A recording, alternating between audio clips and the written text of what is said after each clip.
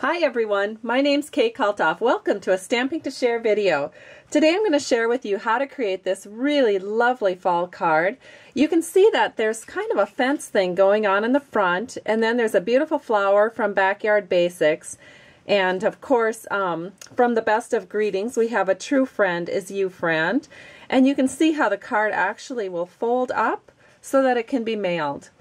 I got this idea, or I should say I was inspired from my friend Colleen Vassos, and she had swapped with me at convention a really cute card that was very similar to this, and then I just changed up some of the colors and a little bit of the placement so I could make a fall card out of it.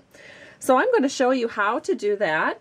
The first thing you'll need is a Big Shot machine, of course, and you'll need the designer rosette die. It looks like this. And we're going to use kind of the picket fence portion up here. And then I have a piece of our, this is our Naturals Composition Designer Series paper. It's a specialty paper. And what I did is I cut it at 2 inches and 3/8. So it's 2 3/8 inches. And then I did draw a little line at the top of my die to help me with placement every single time that I ran this through my Big Shot machine. So I would just line it up so that, you know, this is 12 inches here by 2 3/8, and I would just line it up in the same spot every single time as I ran it through the Big Shot machine. And so we'll just pretend that I've run that through the Big Shot machine. What you have, of course, will be something that looks a little bit like this. You'll have your score lines through here, and you'll have a place where you want to put the tape, and I'm going to show you where to put that. So with your score lines, or I should say with the little picket fence going off to your right, the little picks in the fence going to your right, you're going to put a piece of sticky strip tape in this very first notch. Then you're going to flip the paper over, and on the back side, with again the picket fence portion going to the right, you're going to put 2 strips of sticky strip tape on the back in the first 2 pickets. Then we're going to take this out of the way, and I'm going to show you a few other things about this card. You're also going to need a piece of early espresso paper, and this is just a 1/4 sheet, so it's 4 1/4 by 5 1/2. And then you'll need a panel that fits over the top, and this panel is 4 inches by 5 1/4 inches, just a 1/4 smaller on all the sides. Now I have gone ahead and I've run it through the Big Shot machine with the Wildflower Meadow embossing folder. And what I'm going to do next, I hope I have enough of this, I am going to, there's an embossed side and then a kind of a debossed side. We're going to put the debossed side to the top because it leaves a nice little spot for our sentiment in the upper right. So we're just going to go ahead and put some snail on the back of this, and then we are just going to center this onto our early espresso paper, just like so. Done. Then as long as we're at it, we'll go ahead and we'll add our sentiment. I have a punch out of, let's see, this is Tangerine Tango, and I'm just going to add a little bit of glue to the back, and we're just going to set this right here in the upper right hand corner. And then I'm going to put the sentiment on a couple of dimensionals. So I'll do that. The sentiment set that I'm using is the Best of. It celebrates, it's the Best of Greetings, and Stampin' Up! Has been coming out with one Best of set each month all year to celebrate their 25th anniversary. So we're just going to pop this right over the top like this.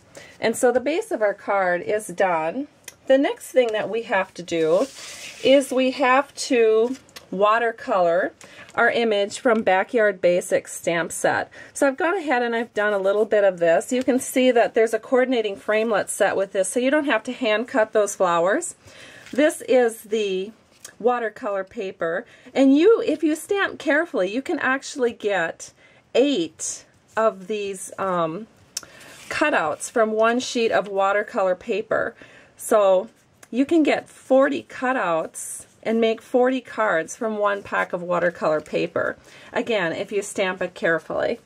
And so here's our watercolor piece, and I've left a little bit to show you how I do this.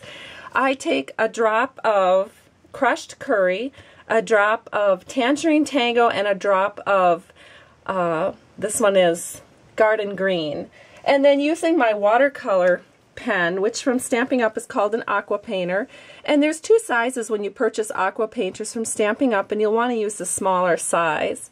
And then I just put a little bit of the color onto the tip of the pen, and I can go ahead and color in however I want this to look.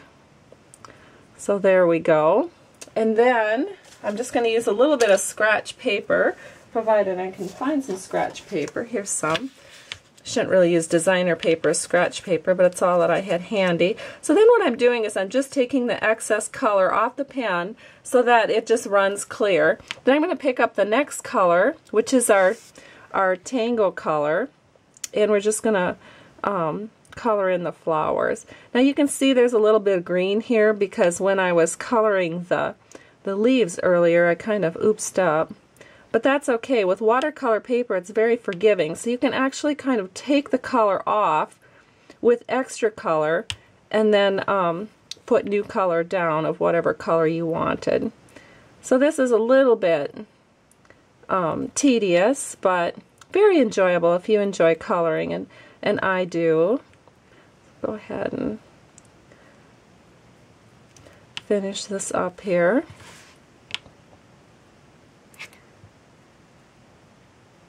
I know I should probably be chattering while the videotape is rolling. Almost complete. There we go. So now we have all of the Tangerine Tango piece done. I think I'll color that in. There, that looks good to me. Then again, we're going to, just on our scrap paper, pull out the rest of the color that's in the aqua painter. And then we're going to go in, grab a little bit of green, and just finish out the base. Oops. Sometimes you have to take some of the color off, otherwise it gets a little bit too dark. There we go. So now we have completed our flower. Set this aside and set this aside. I don't want to mess up what I'm working on. So now we're back to our fence. So how do we do this fence? Well, there's a certain way you want to fold it. As I mentioned, you will have one sticky strip tape on the front of your panel, of your long panel, and what you're going to do is you're going to fold that so that it goes downward, like so. And then the next fold you're going to make is you're going to count 1, 2, 3, 4 panels and then fold again.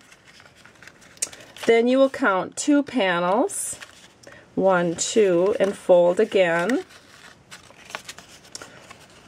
And then you will count 4 panels, 1, 2, 3, 4, and fold. And then 4 more panels, 1, 2, 3, 4, and fold. And 4 more, 1, 2, 3, 4, and fold. There we go. So now we have our panel fold. Now just go over that one more time. So where the sticky strip tape is on the front, you fold once. Then you count out 4 panels and fold. Then just 2 panels and fold. And then all the rest are counted out at 4 panels and folded. Now we're going to take our sticky strip off. We'll see if I've got anything to assist me with that. I like to use a paper piercer because I can just take that strip off real easy. And what we're going to do, now you can just lay this over. So you have 5 panels, 1, 2, 3, 4, 5. You just lay that down with 5 panels. Then you're just going to, wherever the next fold is, you can just fold down, just like this. And that will give you a little start of a box like this. And then the next thing you're going to do is fold it all together, and you are going to take off the last 2 strips of sticky strip. There's 1, and here is 2, and you are going to fold it again. There we go. So now we have our box, our base piece, And then we're going to put our flower back here. But before we do that, I think we'll go ahead and put our ribbon on. So I've cut some stitched ribbon, and I find it easier just to use Scotch tape. So I'm just going to take a couple pieces of Scotch tape and adhere that around to the back of our base. Just like so. Now that was cut at 8 inches. I probably was a little generous. But now we have the base done. And then we're going to take another piece of Scotch tape and we're going to put it on the back of our stem, just like so, so that the sticky side is towards the front of the flower. Then we're just going to insert it into our box and tape it down. So now our flower is in the box, just like so. Then we're going to bring our base panel into the picture, and you are going to put this right here. And I usually use glue for this. You can use sticky strip if you'd like, but I like the glue just because then I can wiggle it around and get it into place, and it does stick really well. So we are just going to set this so that it's level with the bottom, the base of the card. You can see that, how that's all level there at the base of the card. Then we'll get it level with this side. And the reason we do that is so that when you close it, you can see that it will fit into the card really nicely. Let's see. Actually, we don't have to go quite this far to the right. I like to kind of make it level with that edge right there.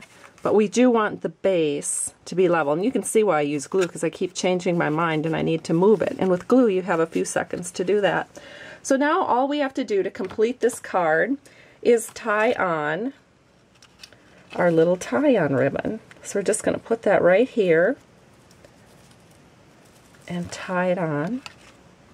Then we'll trim it so it looks really cute. Should have my ribbon scissors here. I'll have to fix that a little bit later.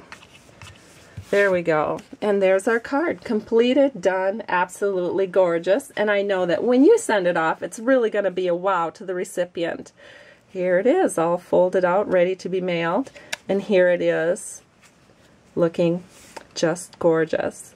Hope you have a great day. Thanks so much for stopping by Stamping to Share. I appreciate you, and please stop by again. Bye-bye.